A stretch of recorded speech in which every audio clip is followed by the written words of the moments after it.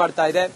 ಬೆಳೆದಂತ ಬೆಳೆ ಜಮೀನುಗಳಿಗೂ ಕೂಡ ನೀರು ನುಗ್ಗಿ ಬೆಳೆಯೆಲ್ಲ ಹಾಳಾಗಿದೆ. ಚಿಕ್ಕೋಡಿಯಲ್ಲಿ ಮಳೆ ತಂದಿರುವಂತ ಅವಾಂತರ ಇದು. ಕಬ್ಬು, ಮೆಣಸಿನಕಾಯಿ ಸೇರಿದಂತೆ ವಿವಿಧ ಬೆಳೆಗಳಿಗೆ ಹಾನಿಯಾಗಿದೆ. ಚಿಕ್ಕೋಡಿ ತಾಲೂಕಿನ ಕಲ್ಲೋಳದಲ್ಲಿ ಘಟನೆ ನಡೆದಿದೆ.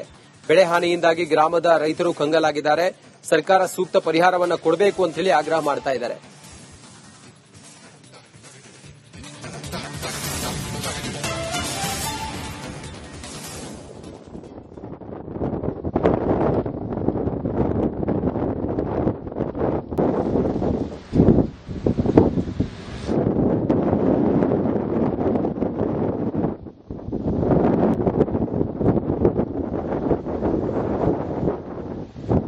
ಚಿಕ್ಕೋಡಿಯಲ್ಲಿ ಮಳೆಯ ನೀರು ನುಗ್ಗಿ ಜಮೀನಲ್ಲಿ ಬೆಳೆದಂತ ಬೆಳೆಗೆ ಹಾನಿಯಾಗಿರೋದಿದು.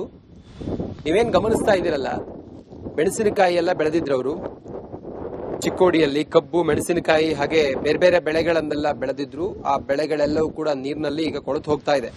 ಚಿಕ್ಕೋಡಿ ತಾಲೂಕಿನ ಕಲ್ಲೋಳದಲ್ಲಿ ನಡೆದಿರುವಂತ ಘಟನೆ ಇದು. ಬೆಳೆ ಹಾನಿಯಿಂದಾಗಿ ಗ್ರಾಮದ ರೈತರು ಕಂಗಾಲಾಗಿದ್ದಾರೆ. ಸರ್ಕಾರ ಸೂಕ್ತ ಪರಿಹಾರ ಕೊಡಬೇಕು ಅಂತೇಳಿ ಆಗ್ರಹ ಮಾಡ್ತಾ ಇದ್ದಾರೆ.